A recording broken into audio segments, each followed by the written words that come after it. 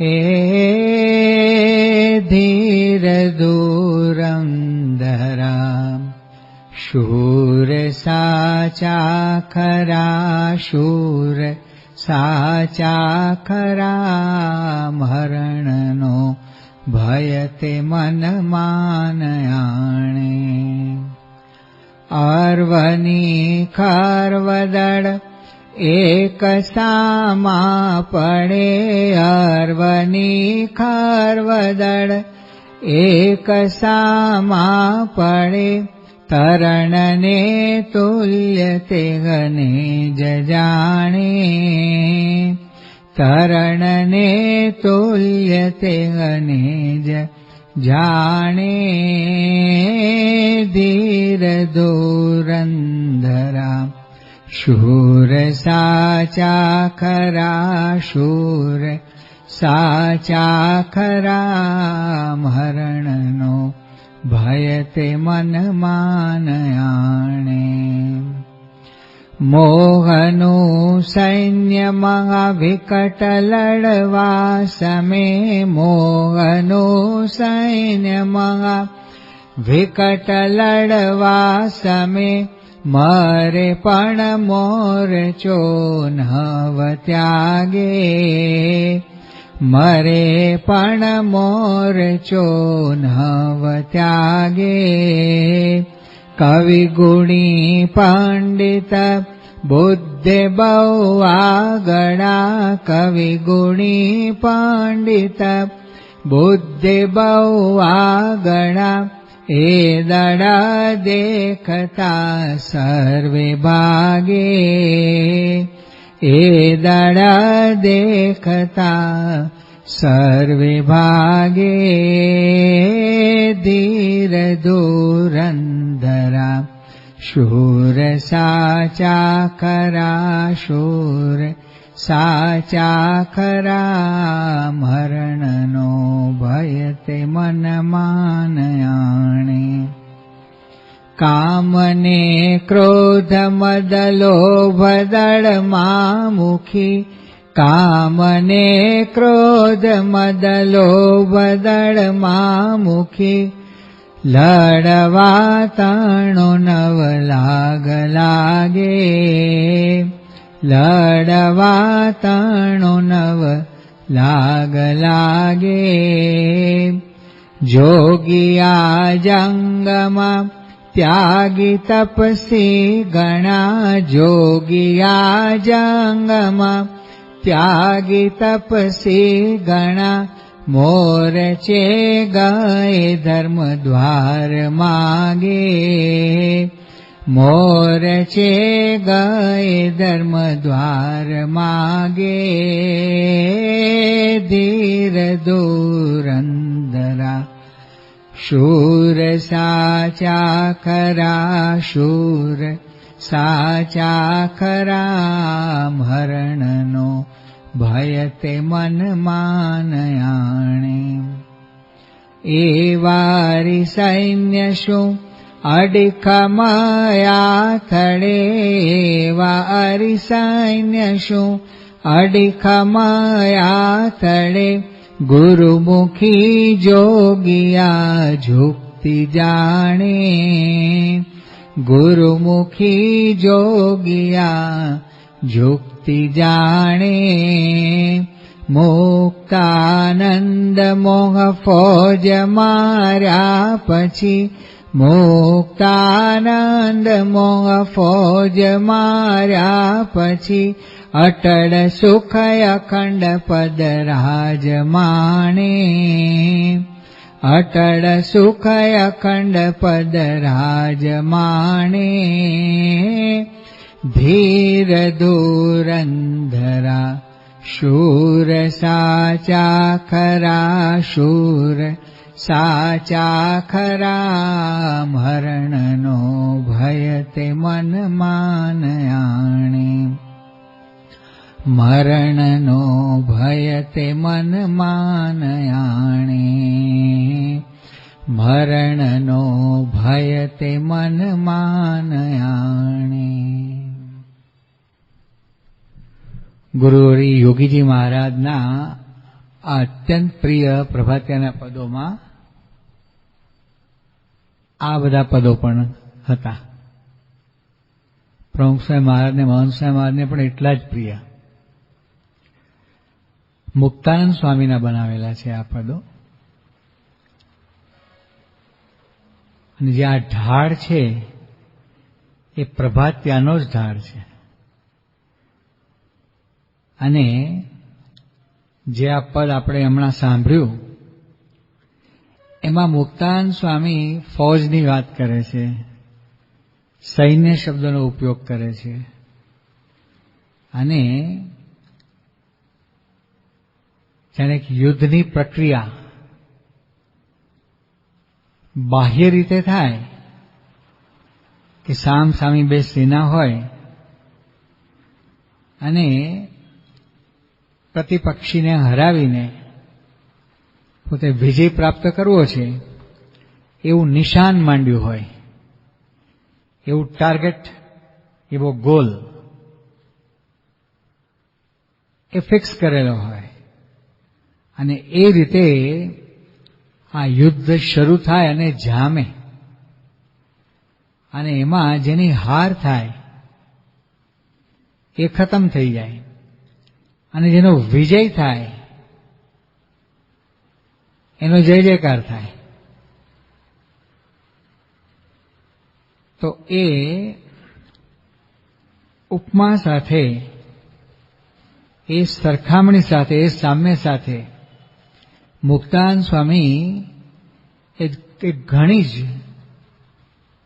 ગહન અને એબ્સ્ટ્રેક્ટ જણાતી આધ્યાત્મિક વાત એને બહુ સરળ કરીને મુક્તાનંદ સ્વામીએ સમજાવી છે. શું કહે છે મુક્તાનંદ સ્વામી? એ ધીર ધુરંધરા શૂર સાચા ખરા, શૂર સાચા ખરા, મરણનો ભય તે મન માન આણે. સૈનિકો બે પ્રકારના હોય. એમાં જે ખરા શૂરવીર હોય, ફિલ્ડ માર્શલ ભારતના એક વખતના જનરલ માણેક શાહ, એમણે કહ્યું હતું કે the one who does not fear from death, either he is a Gorkha or he is lying. જે કે હું મૃત્યુથી ડરતો નથી એ ગોરખા હોઈ શકે, નેપાળના, દાર્જિલિંગ, આસામના. બાકી બીજો કોઈ કહેતો હોય તો એ જૂઠું જ બોલે છે. આ ભારતના એક વખતના ફિલ્ડ માર્શલ જનરલ માણેક શાહનું સ્ટેટમેન્ટ છે કે જેમના નેતૃત્વ ઉપર એ વખતના ભારતના વડાપ્રધાન ઇન્દિરા ગાંધીએ બાંગ્લાદેશની જે લડાઈ અને દેશને પાકિસ્તાનના કબજામાંથી સ્વતંત્ર કરી અને સ્વતંત્ર રાષ્ટ્ર બનાવવા માટેનું જે મહાયુદ્ધ હતું એનો સમગ્ર જવાબદારી આમને સોંપેલી હતી. રિટાયર્ડ લાઈફમાં ઉટીમાં જ રહેતા હતા, કારણ કે વેલિંગ્ટનમાં ભારતીય સેનાનું કેન્ટોનમેન્ટ છે પાછું અને મોટું ટ્રેનિંગ સેન્ટર પણ છે. એટલે અહીંયા કહે છે કે મરણનો ભય મનમાં ના આણે. જેવું આ લોકમાં યુદ્ધ થાય તો અમુક એકદમ શુરવીર સૈનિકો હોય. શુરવીર આ મેજર કો, કર્નલ કો, બ્રિગેડિયર કો, હવે તો બ્રિગેડિયરની પોસ્ટ કાઢી નાખી છે, અને એની આગળના બધા જે ઉપરી અધિકારી વર્ગ હોય ત્યાં સુધી ફિલ્ડ માર્શલ જનરલ સુધી આ બધાએ યુદ્ધમાં જોડાવાનું હોય અને જોડાયા હોય. પણ આમાં અમુક વર્ગ એવો હોય કે જે ડરપોક હોય, થોડો સૈનિક બની ગયો, ટ્રેનિંગ લીધી, પાસ થઈ ગયો, પણ એના હૃદયના ખૂણામાં ક્યાંક પાછો ભય હોય કે હારું મરી જવાશે તો. પણ જે ખરો લડવૈયો હોય, ખરો શૂરવીર હોય, એ મરણના ભયથી ડરે નહીં. આપણી સેનામાં એવા મોટી સંખ્યામાં છે, ભારતીય સેનામાં, કે જે મૃત્યુથી ડરતા નથી. અને ગુરખા નથી એવા પણ, ગુરખા રેજિમેન્ટ પણ છે જ. એટલે તો બ્રિટિશરો 1947માંથી અહીંથી ઉચાળા ભરીને ગયા, એ વખતે આખી ગોરખા રેજિમેન્ટ ત્યાં ઉપાડી ગયા. એના વંશ વારસો હજી બ્રિટનમાં છે, ને એ પણ ત્યાં સેના અથવા એરફોર્સમાં છે અથવા નેવીમાં છે. 1989માં પછી ડોક્ટર સાંઈ સાથે અમે ત્યાં યુકેમાં હતા. એ વખતે મિલ્ટન કીન્સમાં સત્યમિત્રાનંદ સ્વામી અત્યારે હયાત છે, ભારત માતા મંદિરના અધ્યક્ષ, અને એ પેલા શંકરાચાર્ય હતા જ્યોતિર્મઠના. અને સ્વતંત્ર રીતે એમની વિચારધારાને કામ કરવાની પદ્ધતિ હતી જે શંકરાચાર્યની પરંપરામાંથી થોડીક જુદી પડતી હતી. સ્વેચ્છાએ રાજીનામું લીધું. એમણે વિરાટ હિન્દુ સંમેલન યુકેમાં આયોજન કર્યું હતું. અને મિલ્ટન કિન્સમાં એક ભવ્ય સ્ટેડિયમ હતું, જબરજસ્ત મોટું. એમાં ગોઠવ્યું હતું. એમાં પૂજ્ય ડોક્ટર સાંઈનું પ્રવચન પણ ગોઠવેલું. એ નિમિત્તે પૂજ્ય વિવેકચંદ સ્વામી, પૂજ્ય નારાયણ સ્વામી, અમારે બધાને પણ સાથે જવાનું થયું હતું. જે આમ તો 3 દિવસનો પ્રોગ્રામ હતો, પણ આ પહેલું જ જે ઉદ્ઘાટન સત્ર હતું, પહેલું જ સત્ર, પહેલા જ દિવસનું, એમાં પૂજ્ય ડોક્ટર સાંઈનું પ્રવચન ખાસ ગોઠવેલું એમણે. હવે આ બધું શરૂ થવાનું હતું, પબ્લિક ભેગી થઈ રહી હતી, ઘણી ભેગી થઈ ગઈ હતી, અને બહુ સારી એવી સંખ્યામાં કહી શકાય ત્યાંના પ્રમાણમાં. તો એમાં આ બ્રિટનનું જે ગોરખા રેજિમેન્ટ, એના સૈનિકો આવ્યા હતા, મૂળ તો નેપાલીઓ, અને એમના બાપ દાદા બ્રિટિશ સલ્તનત વખતે ભારતીય સેનામાં સેવાઓ આપેલી. હવે એ જે એક ગેમ રમે ને, એમાં હાથમાં ગુપ્તી હોય, અને એટલી ડેન્જરસ રીતે રમે કે તમે લાગે કે અમારું વાગી જશે આમાં કોઈને. જેમાં શીખ લોકો ગુરુ ગોવિંદસિંહની કે ગુરુ નાનકની જયંતિ હોય ત્યારે પ્રોસેશન કાઢે છે ને, ત્યાં ખુલ્લી તરવાલો લઈને તલવારબાજીના પટ્ટાદાઓ ખેલતા હોય છે પ્રોસેશનમાં. હૈદરાબાદમાં તો થાય છે, અહીંયા કદાચ હશે. તો એ શૂરવીરોનું કામ છે. નિષ્કુળાનંદ સ્વામી લખે છે, દોયલું થાવું હરિદાસ રે સંતો, દોયલું થાવું હરિદાસ. જોઈએ તજવી તન સુખ આશ રે સંતો, દોયલું થાવું હરિદાસ. શૂરો જે મરણમાં લડવા, ધરે હૈયામાં હુલાસ. પેટ કટારી મારી પગ પરઠે, પેટ કટારી મારી પગ પરઠે, તેને કેની રહી ત્રાસ રે સંતો, તેને કેની રહી ત્રાસ રે સંતો, દોયલું થવું હરિદાસ. જોઈએ તજવી તન સુખ આશ રે સંતો, દોયલું થવું હરિદાસ. શૂરો જેમ રણમાં લડવા, ધરે હૈયામાં હુલાસ, કે આ જિંદગીમાં મોટો મોકો આવ્યો આપણા યુદ્ધમાં લડવા માટેનો. જે સાચો શૂરવીર હોય ને, એને આવો વિચાર આવે.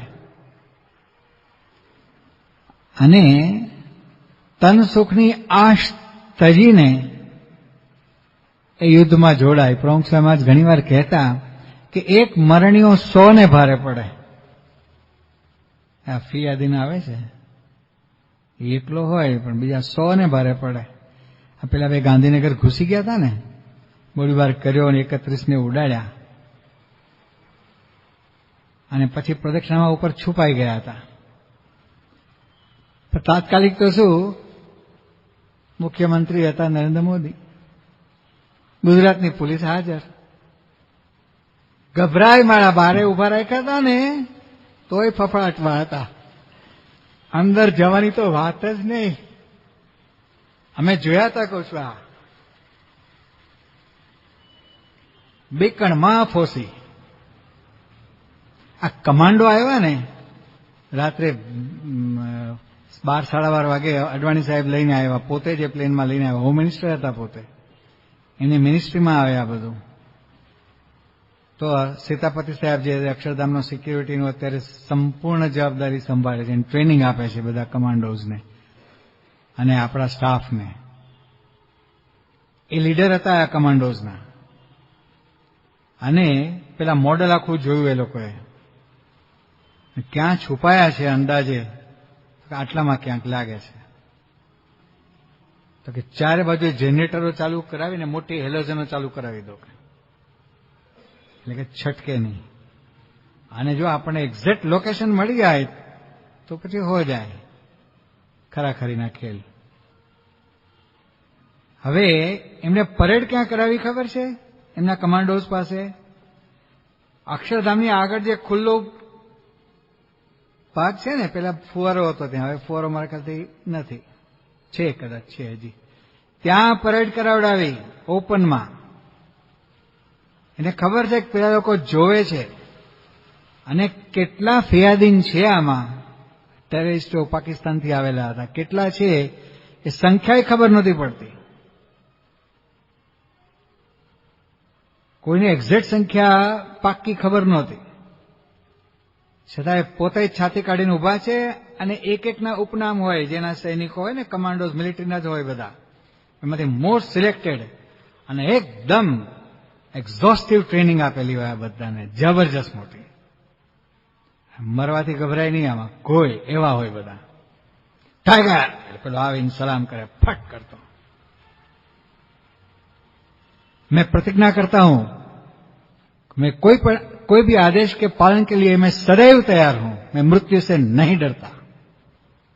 એક એક આવી પ્રતિજ્ઞા કરે અને પાછા સલામ કરીને પાછા માર્ચિંગ કરતા જાય, એની જગ્યાએ ઉભા રહે, એક એકના નામ લઈને બોલાવે, લાયન ફલાણો, આ બધા નામ પાડેલા હોય એના. આખી રાત રાહ જોઈ, બરાબર. દિવસે 3 એમાં ઉપડી ગયા, આ 2 ને મારવામાં 3 ઉપડી ગયા અને બાકીના અમુક ઘાયલ થયા. આ શૂરવીર. એટલે નિષ્કુળાનંદ સ્વામી કહ્યું કે શૂરો જેમ રણમાં લડવા, ધરે હૈયામાં હુલાસ, પેટ કટારી મારી પગ પરઠે, તેને કેની રહી ત્રાસ. પોતાના પેટમાં જ કટારી મારી અને માથામાંથી પેલું છોડી બાંધે અને પછી ઘોડેસવારી કરીને નીકળે, અથવા પેદલમાં હોય તો પેદલ યુદ્ધ માટે આગળ વધે. આ મરણ્યો થયો કે મારે મરવું જ છે, હું 100 ને મારીને મરીશ. પોતે પોતાના પેટમાં કટારી મારી એટલે હવે મૃત્યુ નિશ્ચિત જ છે, પણ એને ટાઈમ થોડોક લાગવાનો છે. એ કટારી અંદર છે અને વધારે લોહી વહે નહીં એટલા માટે પેલું બાંધી દેશે. બ્રહ્માનંદ સ્વામીએ લખ્યું, પેટ કટારી રે મારીને સન્મુખ ચાલ્યા, પાછા ન વડે રે કોઈ નાતે ન રહે જાલ્યા. આમાં સામા રે ઉડે ભાલાયણિયાળા, તે અવસર મારે રંગે રાજી તે મતવાલા. સાચા શૂરા રે જેના વેરી ઘાવ વખાણે, જીવિત જૂઠું રે મરવું તે મંગળ જાણે. આ શૂરવીરના લક્ષણો. આ મુક્તાન સ્વામીના પદમાં જુઓ કે નિષ્કુળાન સ્વામીના ભજનમાં જુઓ કે બ્રહ્માન સ્વામીના ભજનની પંક્તિઓ જુઓ, ભાવાર્થ લગભગ એકદમ મળતો આવે છે. એટલે જેને ખરેખર ભગવાન ભજવા છે ને એવા શૂરવીરની વાત કહેવા માંગે છે અહીંયા. પણ એમને મગજમાં સમજાય નહીં, એટલે કંઈક દ્રષ્ટાંત આપે તો વાત સમજવામાં સરળ થાય, સહેલી થાય. એટલે નિષ્કુળાન સ્વામી અને મુક્તાન સ્વામી અહીંયા દ્રષ્ટાંત આપે છે. શૂરો જેમ રણમાં લડવા, ધરે હૈયામાં હુલાસ, પેટ કટારી મારી પગ પર ટેપ, તેને કેની રહી ત્રાસ. પછી એને કોનો ભય રહ્યો? મરણ્યો થયો છે, મરવા માટે જ નીકળો છે, પણ કે 100 ને ખતમ કરીને મરીશ. આ શૂરવીર. મુક્તાન સ્વામી આ જ સિરીઝના એક પ્રભાત્યામાં કહ્યું, શૂરને સંતમાં, શૂરને સંતમાં અંતર અતિ ઘણો, શૂરને સંતમાં અંતર અતિ ઘણો, સૂરજ સંગ ખદ્યોત શોભા, સૂરજ સંગ ખદ્યોત શોભા. મુક્તાનંદે સંતની આગળે, મુક્તાનંદે સંતની આગળે, મોહને મદ કરે ત્રાહી તોબા, મોહને મદ કરે ત્રાહી તોબા. ધાર તરવારની સોયલી ચપળ છે, સોયલી ચપળ છે, વચનની ટેક તે વિકટ જાણો. શું કહે છે? શૂરને સંતમાં અંતર અતિ ગણો. જો શૂરવીર લડૈયાને લડવાનું છે શત્રુ સેના સામે, અને ભગવાનના ભક્તને અને ભગવાનના સંતને એને પણ લડવાનું છે. એને રણમોરચો છે, પણ એ અંદરનો રણમોરચો છે. અશુભ ઘાટ સંકલ્પ નો રણમોરચો છે સામે. અને આ જીવાત્મા જે છે એકલો છે, સામે આ ફોજ મોટી છે. મનનું કાર્ય સંકલ્પ વિકલ્પ એ છે. એનું રો મટીરિયલ ખૂટતું જ નથી. અનંત જન્મના શુભ અશુભ કર્મના પાસ ના કર્મોની જે પરિપક્વતા થઈને વાસના રૂપે, સ્વભાવ રૂપે, પ્રકૃતિ રૂપે જીવ સાથે એક રસ થયેલા છે. એક રસ એટલે લોખંડનો ઘોડો હોય અને પેલા પથ્થરિયા કોલસાથી બરાબર ધમધમાવીને તપાયો હોય, અને પેલું પંખો ચાલુ જ રાખ્યો હોય. જૂના જમાનામાં પેલી દમણ લુવારની કોડમાં લાલ ઘૂમ થયો હોય તો અસલ એનો જે કાળો વર્ણ એ દેખાય નહીં.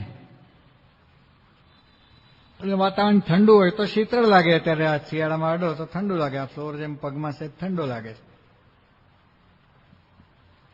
એમ પેલું ઠંડુ લાગે. ગરમી ઠંડી એબ્ઝોર્બ કરે મેટલ, પથ્થર. તો જ્યારે લાલ ઘૂમ થઈ જાય ત્યારે શું થાય? એનો કાળો વર્ણ દેખાય નહીં, ફરી ગયો. અને એના એક એક અણુમાં અગ્નિનો પ્રવેશ થઈ ગયો છે, એટલે અગ્નિ સ્વરૂપ દેખાય છે. ગોળ આકાર પેલા હતો એવો દેખાય છે, પણ હવે ઠંડક વાળો નથી. અગ્નિ સ્વરૂપ બની ગયો છે અને ડેન્જર છે. એનાથી મોટી આગો લાગી શકે ને. એ જો અડે તો એ સખત દાજી જાય. સામાન્ય દાજાઓ નહીં, સખત દાજી જાય. એટલો બધો હીટ એમાં છે, એટલો બધો અગ્નિ, પ્રબળ અગ્નિનો પ્રવેશ એનામાં થયેલો છે. એ અગ્નિ છે ને એક રસ થઈ ગયો છે આ લોખંડના એક એક અણુમાં. એવી રીતે આ પૂર્વના કર્મોની જે વાસનાઓ એ જીવાત્મા સાથે એક રસ થઈને ચોટેલી છે, એટલે એને કારણ દેહ કહેવામાં આવે છે. સ્થૂળ દેહ, સૂક્ષ્મ દેહને કારણ દેહ, કોઝલ બોડી. કારણ દેહ નામ એટલા માટે પડ્યું છે કે એના કારણે સ્થૂળ અને સૂક્ષ્મ બંને દેહો ઉત્પન્ન થાય છે. સૂક્ષ્મ દેહ પણ 19 તત્વનું છે અને આજે સ્થૂળ દેહને પણ 19 તત્વનું કહ્યું. આમ તો પંચભૂતનું જ છે, પણ કે સૂક્ષ્મ દેહ અનુસૂતપણે એમાં ભળે, બે એકરૂપ થાય ને ત્યારે ક્રિયા થાય છે. સ્વપ્નમાં વાઘ દેખાય તો શું થાય? સામો જ આવ્યો, ભે ઘુરક્યા કરે તો સિગ્નલ આપે તમને પેલા ડરાવવાની. એમ નહીં, સીધો જ એટેક માર્યો તો શું થાય? પથારીમાં જાડો પેશાબ છૂટી જાય, પડે પલંગમાંથી હેઠો. સાથી આમ થાય છે. એકચ્યુઅલ તો વાઘ છે નહીં, પણ સૂક્ષ્મ દેહમાં સ્વપ્નાવસ્થામાં એ વાઘ સત્ય છે. જેટલો જાગૃતમાં સત્ય હોય ને એટલો સૂક્ષ્મ દેહ વખતે જીવને સત્ય દેખાય છે, એટલે ભય પામી જાય છે. એટલે મારે કહેવું કે સૂક્ષ્મ દેહ પણ 19 તત્વનું છે. સ્થૂળ દેહમાં અનુસૂતપણે ભળે છે ત્યારે સૂક્ષ્મ દેહના કર્મ સિદ્ધ થાય છે. આવું શ્રીજી મહારાજે સારંગપુરના વતનાત્મા વિકતી પાડેલી છે. તો અહીંયા કહ્યું કે શૂરવીર લડવૈયાને તો જિંદગીમાં એકાદ બે વખત વોરમાં લડવાનું આવે. આખી જિંદગી લેફ્ટ રાઈટ કરી હોય, પરેડો કરી હોય અને બધી કેટલી પ્રકારની ઇન્ટેન્સિવ ટ્રેનિંગ લીધી હોય, કમાન્ડોય બન્યા હોય. અત્યારે આ કાશ્મીરનો ઇસ્યુ જે છે ને, રોજ કમાન્ડોની જરૂર પડે. આ રમઝાનને ઈદ પછી ગોઠવી દીધી. આ બધા કમાન્ડો સ્પેશિયલ ઓપરેશન ગ્રુપ ગોઠવેલા છે બધા, એસપીજી, બ્લેક કમાન્ડોઝ, આ બધા. પહેલા એવું નહોતું, રોજે રોજ ના હોય. એને ક્યારેક જ એવું હોય તો લાગે ચાલો આપણે ટ્રેનિંગ લીધી એ સાર્થક છે કે આપણો હવે જે આપણી કુશળતા હોય આમાં આપણે અત્યારે એને અજમાવાનો એક મોકો છે એમ માને. કે હું મરી જાઉં તો મારા ઘરવાળાનું શું થાય, અને ગગલાનું શું થાય, હુતીનું ગગલાનું શું થાય, એ વિચારીને ના હોય. એ કમાન્ડો બની ના શકે. પરણ્યો હોય પણ એવા પાત્ર જોડે જ પરણ્યો હોય કે જે દેશ માટે ન્યોછાવર થવા માટે તૈયાર જ હોય. ઘણું ખરું સિલેક્શન આવું હોય. અને એના માતાએ પણ એવા સંસ્કાર આપેલા હોય દેશભક્તિના, એ શૂરવીર હોય જબરજસ્ત. પિતાએ પણ એવી રીતે જાન આપેલો હોય દેશ માટે. આવા કેટલાય છે વંશ વારસાગત સૈનિકો, 3 પેઢીથી છે આપણા ભારતની સેનામાં. અને એ લોકોના માતુશ્રીઓએ પણ એવો ભોગ આપેલો હોય. એટલે આ લોહીના સંસ્કાર, જેને કહેવાય કે દેશ માટે ખપી જવું પડે તો ખપી જવાનું. તો નિષ્કાંત સ્વામીએ કહ્યું કે શૂરો જેમ રણમાં લડવા ધરે હૈયામાં હુલ્લાસ, પેટ કટારી મારી પગ પડઠે તેને કેની રહી ત્રાસ. પણ જે ફોસીઓ એ શું વિચાર કરે? બીજો પ્રકાર સૈનિકનો, કાયર મનમાં કરે મન સુબા, રેશું ઉભા આસપાસ. કાયર મનમાં કરે મન સુબા, રેશું ઉભા આસપાસ. તેમાં કરતા જો ચડી ગયા ચોટે, હૈસો હૈસોમાં જવું પડે ને, પછી પાછળથી ધક્કાવતા હોય સૈનિક મિત્રોના, એટલે કેમ પાછો પડે? તેમાં કરતા જો ચડી ગયા ચોટે તો હેન્ડ્સ અપ, ધોળો ઝંડો ફરકાવી દેવાનો, આઈ સરેન્ડર.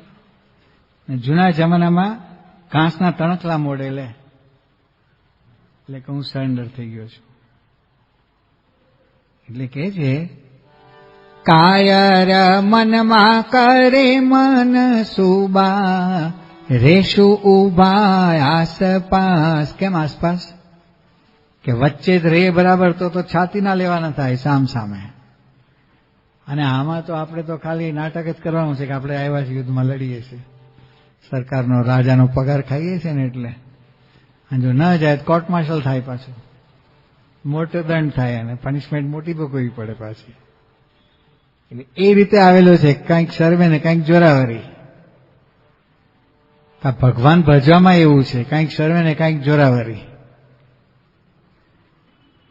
એટલે તરત સરેન્ડર થઈ જાય કે ના ના આ તો બહુ કઠિન છે. સારું,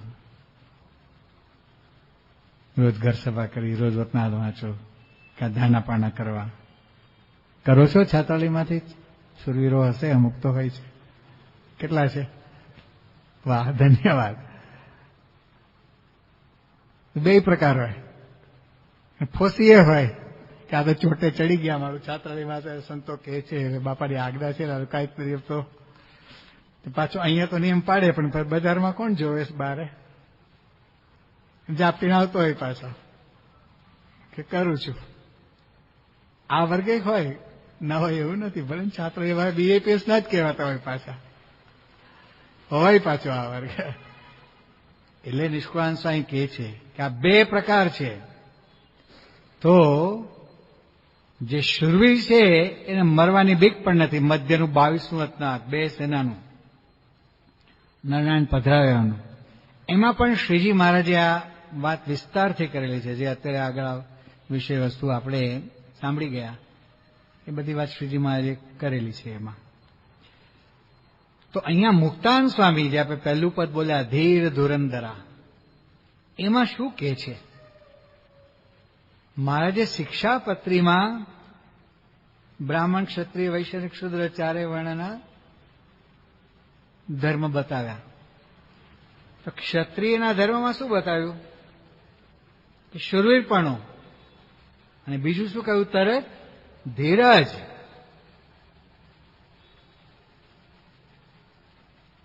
હવે આ એમનેમ શૂરો થયો હોય પણ ધીરજ ન હોય તો બાફી નાખે. ડોક્ટર અહીં ખોટા ઓપરેશન કરી નાખે છે, જે દાંત કાઢવા એને બીજો કાઢી નાખે. મારો ડેન્ટિસ્ટ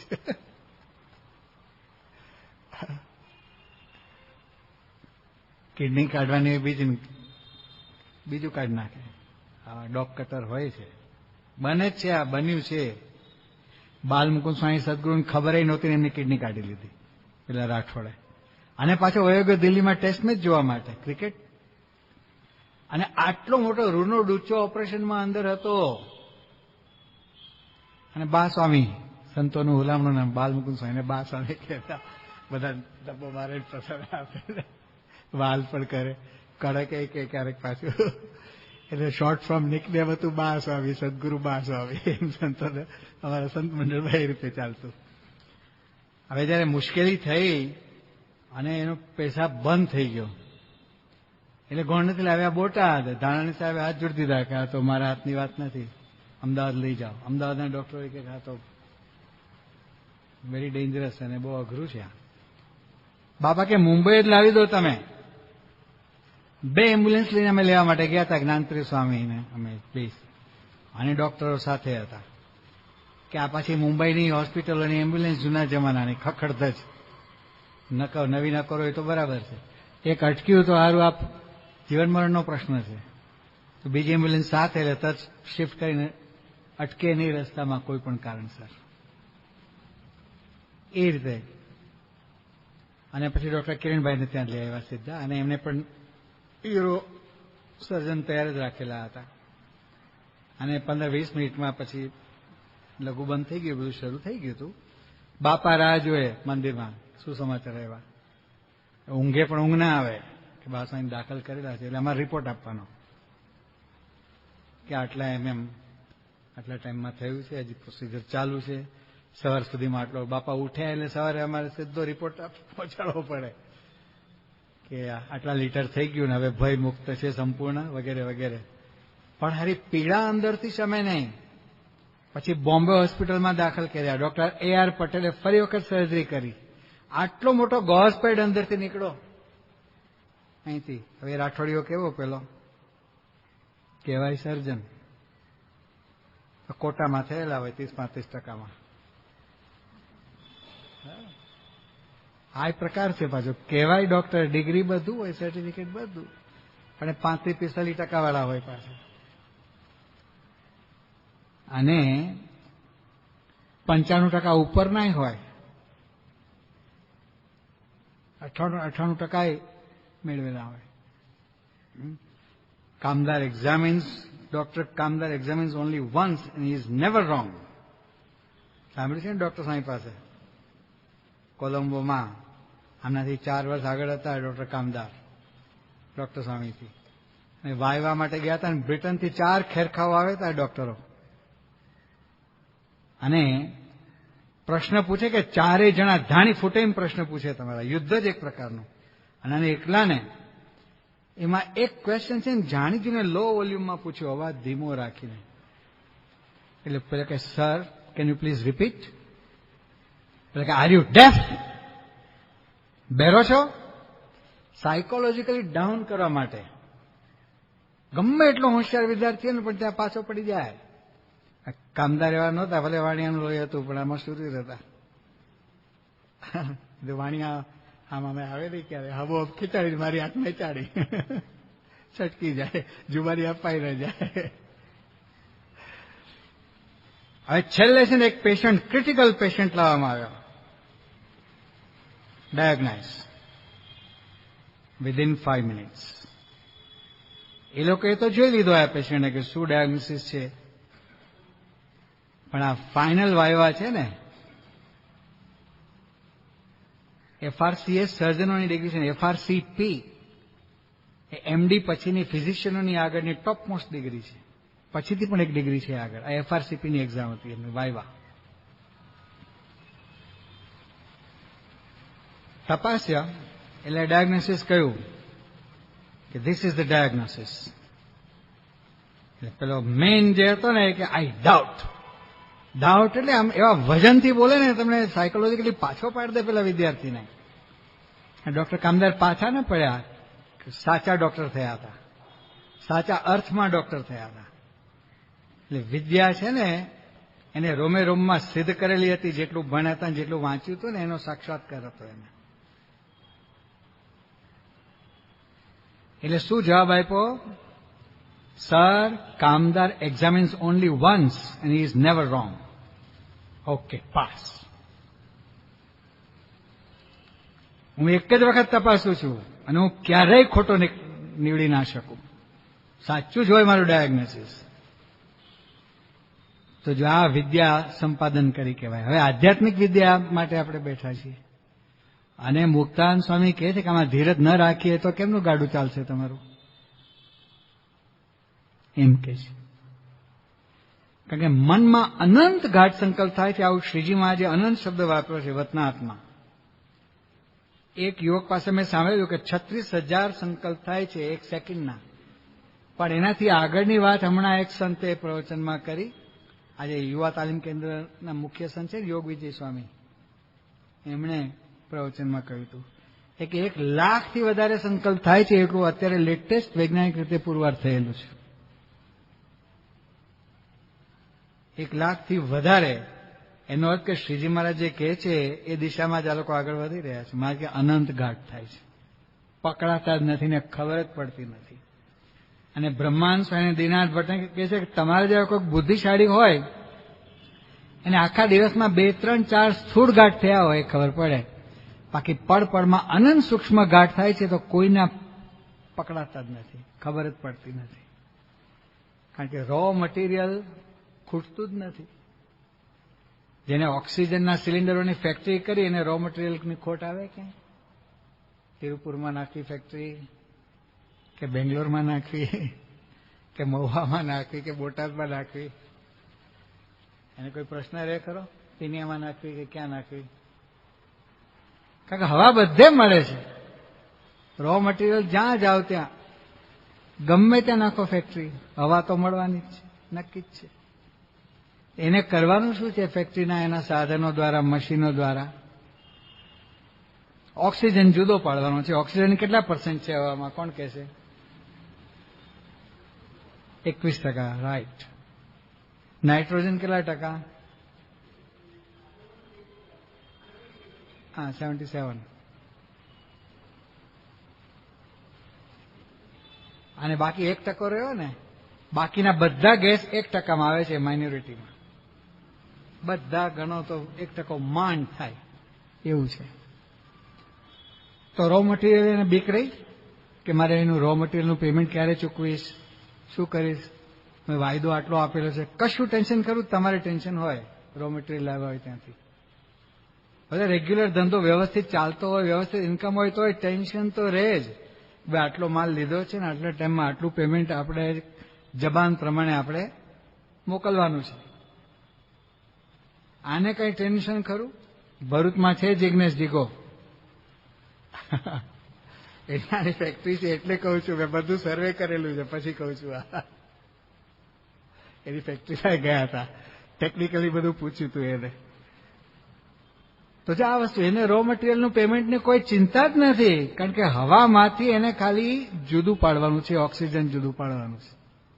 મેં કોઈ ઇન્ડસ્ટ્રીયલ ઓક્સિજનને આજે હોસ્પિટલમાં જે ઓક્સિજન અપાય છે એમાં શું ફેર કે બે એક જ છે, ખાલી સિલિન્ડરના કલરને પેલું જુદું હોય, બાકી એક જ છે કે જરાય ફેરફાર નથી. ઇન્ડસ્ટ્રીયલ ઓક્સિજન પેલી આગ માટે વપરાય, કાપવાનું હોય ને લોખંડ બોખંડ બધું, આમ જો અગ્નિથી જ કાપે, સીધું ફ્લેમથી જ કાપે. મોટા પાટિયા કાપે ને લોખંડના, એ નથી કાપતા હોય. એ મોટી હેવી ઇન્ડસ્ટ્રીઝમાં વપરાય અને પેલું હોસ્પિટલમાં જાય. સિલિન્ડરની સાઇઝ અને કલર જુદા હોય, બાકી મટીરિયલ તો અંદરનું એક જ હોય છે. હવે આ મટીરિયલ એક દેખાય છે કે બે યુદ્ધ કરે છે, પણ મુક્તાન સ્વામી કહ્યું કે સૂરજ સંગ ખદ્યો તો શોભા. શૂરને સંતમાં અંતર અતિ ગણો. સંત પણ યુદ્ધ લડે છે, ભક્ત પણ યુદ્ધ લડે છે, અને સૈનિકો પણ યુદ્ધ લડે છે મોરચે. પણ આ બધામાં બહુ ફેર છે કે પેલાના જીવનમાં છે ને એક જ વખત મૃત્યુ આવે છે, અને ભક્તને કે સંતને પડે પડે યુદ્ધ કરવાનું છે, પડે પડે મૃત્યુ છે. મરી ગયા નહીં બોલે છે ઘણા, જીવતા મરી જાય. દિવસના 10 વખત મરી જાય, કેટલા મરતા હોય છે. એવી સિચ્યુએશન, મરી ગયા કે આ શબ્દ આવી જાય છે. તો નિષ્કુળાનંદ સ્વામી કહે છે કે દોહેલું થવું હરિદાસભાઈ, ભગવાનના ભક્ત થવું સહેલું કામ નથી, સંત થવું સહેલું કામ નથી સાચા અર્થમાં. બાકી ઘાસના તરણા મોઢામાં નાખવાના હોય, હેન્ડ્સઅપ કરીને સફેદ ઝંડો પકડી લેવાનો હોય કે હવે હું તો સરેન્ડર, શસ્ત્રો મૂકીને, યુદ્ધ કેદીઓ, પ્રિઝનર્સ ઓફ વોર, કે જીવતા તો રહીએ. એટલે કાયર હોય એની આ દશા હોય કે આ નિયમ પડાશે તો પાડશું, નહીં તો ક્યાં સરળજન સ્વામી વેદાંત સ્વામી જોવે છે કે ભક્તિ વેદાંત સ્વામી બજારમાં ખાઈ લે બારે, તો પછી ધાણા પણ લિસ્ટમાં તો આવી જ ગયા આપણું. થતું હોય છે આવું. તમે આ કહો કે ના કહો, પણ આ બધા પ્રકાર હોય છે. અને શુરવીર હોય એ મરણીયો થઈને જ નીકળો છે, મારે કરવું જ છે વ્રત, ધારણાપણા વ્યવસ્થિત કરવા જ છે, અભ્યાસ વ્યવસ્થિત કરવો જ છે, સ્વામીશ્રીની મરજી પ્રમાણે બધી આજ્ઞાઓ અનુવૃત્તિ પાડવી જ છે. તો જેને ગુરુનું બળ અને ઈષ્ટદેવનું બળ હોય ને, એના માટે મુક્તાન સ્વામીએ કહ્યું કે અર્વ નિખર્વ દળ એક સામા પડ્યા, એકલો છે, સામે અર્વ નિખર્વ છે. અર્વ એટલે કેટલું? એકલા ઉપર 10 મીંડા, એટલા સૈનિકો છે સામે. નિખર્વ એટલે બીજો મીંડો ઉમેરો, 11 મીંડા. એકની સામે આટલા છે. હવે કોનો વિજય થાય આમાં? મનીષભાઈ, કોનો વિજય થાય? કોણ જીતે? ખર્વ નિખર્વ વાળા જીતી જાય ને, બરાબર. પણ આ એકલો છે, પણ એની પાસે એટમ બોમ્બ છે લેટેસ્ટ, પેલા 45ની સાલવાળા નહીં, નાગાસાકીની હિરોશીમા વાળા, એ નહીં. પછી તો એમાં કેટલું રિસર્ચ આગળ વધ્યું, કેટલા પાવરફુલ બનાવ્યા હોય ને. એવો લેટેસ્ટ બોમ્બ છે. હવે કોણ જીતે? અર્વનિક ખરો સેના જીતે કે આ જીતે? એ કે છે મુક્તાનંદ સ્વામી કે ભાઈ ધીરજ રાખો. મધ્યના 62માં શ્રીજી મહારાજે પોતે પ્રશ્ન પૂછ્યો. મારે ખાલી મુક્તાનંદ સ્વામી લગભગ પ્રશ્ન પૂછ્યો છે કે કામ, ક્રોધ અને લોભ એને કહીને ધીરજ ડગે નહીં, તેનો શો ઉપાય છે? 61માં તો શ્રીજી મહારાજે શું આ જ કહ્યું? એક તો આત્મનિષ્ઠા અને ધીરજ.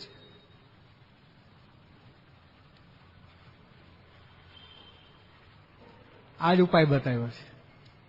એટલે કહ્યું, પદની શરૂઆત જ મુક્તાનંદ સ્વામી ધીર ધુરંધર શબ્દથી કરેલી છે કે ધીરજ રૂપી ધુરા જેને ધારણ કરી છે એ, જેમ ધર્મ ધુરંધર શબ્દ છે ને, આ ધીર ધુરંધર કયો? Patience is the best prayer. આ વાક્ય મહંત સ્વામી મહારાજ ઘણી વખત બોલે છે એમની કથામાં. વાક્ય બીજાનું છે કે ધીરજ એ સર્વશ્રેષ્ઠમાં શ્રેષ્ઠ પ્રાર્થના છે. અને કોઈ ચિંતકે લખેલું છે કે ધીરજ એ મનુષ્યની બુદ્ધિ પરિપક્વતાની નિશાની છે. જેટલી ધીરજ એટલી બુદ્ધિ પરિપક્વ કહેવાય. જેટલી ધીરજની કમી એટલી બુદ્ધિની કમી છે.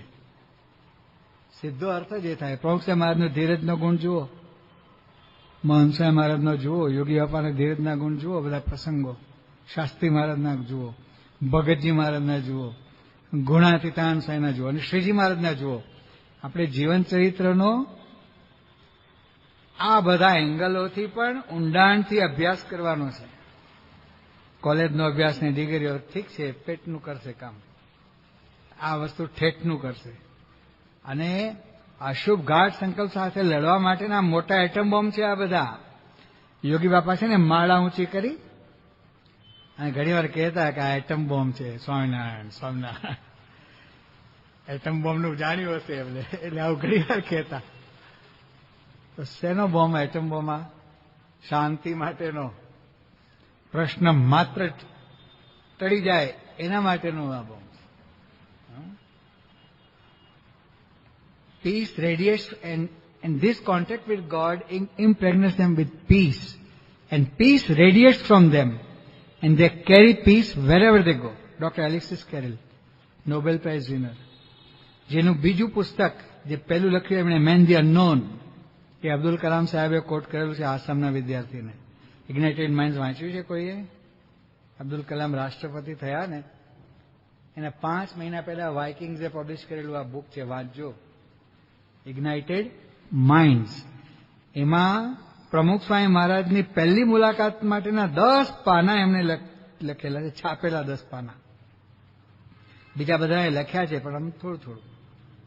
પહેલી મુલાકાતમાં બાપાથી કેટલા પ્રભાવિત થયા હતા એ બતાવે છે. પણ એ જ બુકમાં આગળ આસામનો એક વિદ્યાર્થી કલામ સાહેબને પ્રશ્ન પૂછે છે, કારણ કે વિદ્યાર્થીઓ જોડે ઇન્ટરેક્શન કરતા ને, કે સર કોઈ તમે એ બુકનું નામ આપી શકો કે જેને વાંચીને તમારા જીવનમાં એક જબરજસ્ત પ્રેરણા મળી હોય અથવા તમારા જીવનની દિશા બદલાણી હોય, કે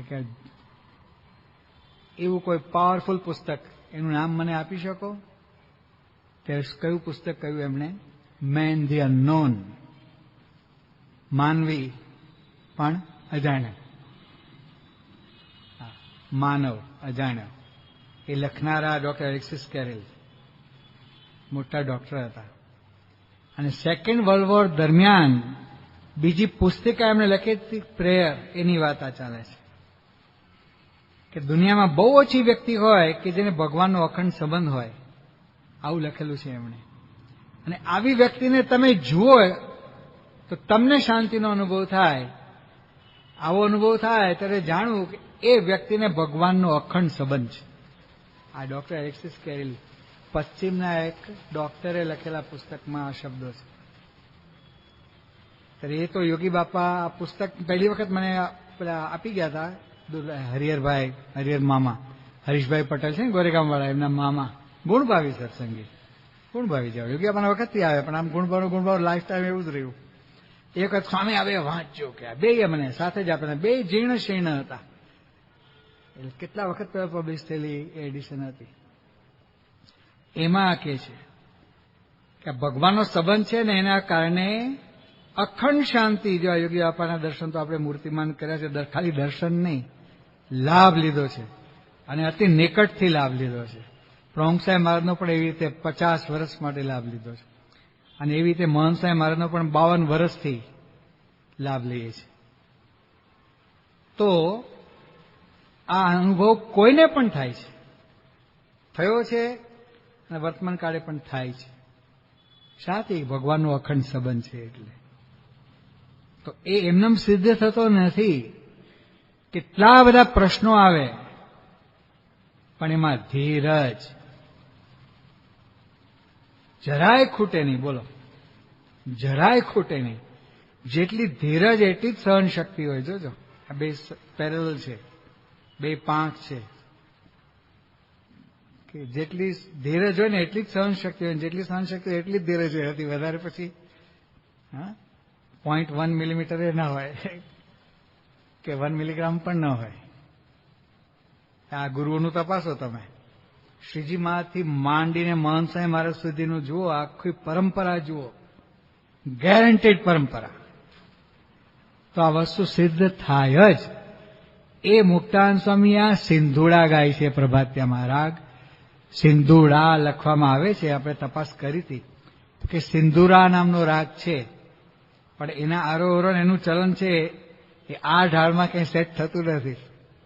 એના સુરો આ અત્યારે જે આપણે ગાઈએ છીએ ટ્રેડિશનલી, જે રીતે પ્રભાત્યા સંપ્રદાયમાં ગવાત આવેલા છે, એમાં કાંઈ આમ એટલું બધું એને મેળ નથી. પણ સિંધુરા નામનો રાગ છે ખરો, એક શાસ્ત્રીય સંગીતનો રાગ. એટલે શુરાતન ચડે. આ પ્રભાત્યાના શબ્દો એવા છે, ઢાળ પણ એવો છે. એટલે મુક્તાનંદ સ્વામી કહે છે કે મરણનો ભય મનમાં ના આણે, નહીં કલ્યાણ કશ્ચિત દુર્ગતિન તાત ગચ્છતિ. શ્રીમદ ભગવદ્ ગીતા. કે જે આ માર્ગે ચાલ્યો છે, ચાલે છે એ ક્યારેક લપસવાનો છે. પંડિત પેલો હારો પથારીમાંથી ઉભો જ થતો નથી કે મને આમ થાય તો, મને તેમ થાય તો, હું પડી જાઉં તો, લપસી જાઉં તો.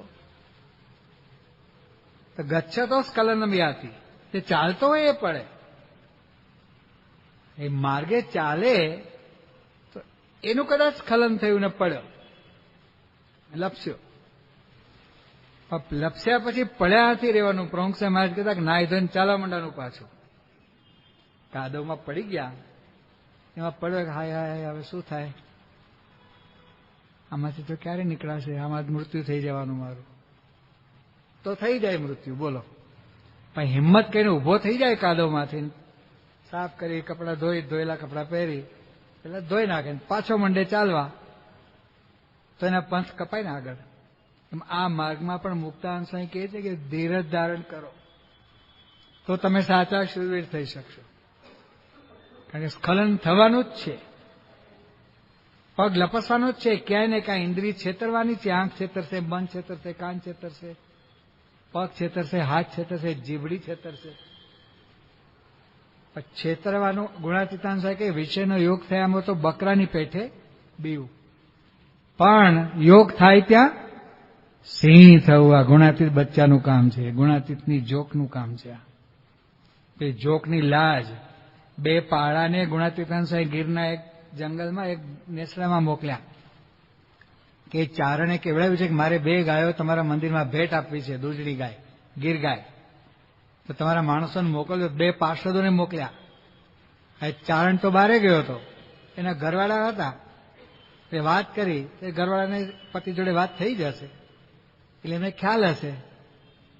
તો કે ઉભા રહો, ગાયો તો આપવાની જ છે, તમને તૈયાર છે, પણ હું આવું જરા. મને અંદર ઝૂંપડીમાં ગયા, કંકુ ચોખા લઈ આવ્યા, ગોળના ગાંગડા લઈ આવ્યા.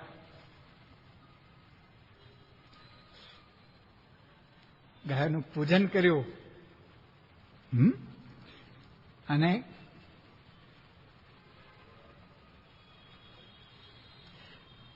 જાતે ઉછેરેલી ગાયો છે ને, લાગણીનો સવાલ છે.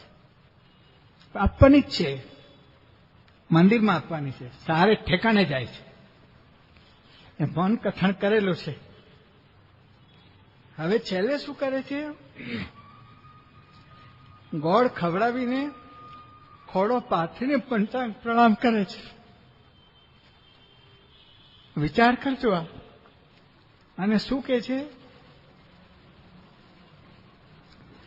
માવડિયું, તમે મંદિરમાં જાઓ છો, નોંધણું માગશો નહીં. ગાયનો પગ બાંધવો પડે, ખબર છે? દેશી ગાય બહુ ચપળ હોય, ભેંસ જેવી ના હોય. ભેંસને પેલું બાંધવું ના પડે.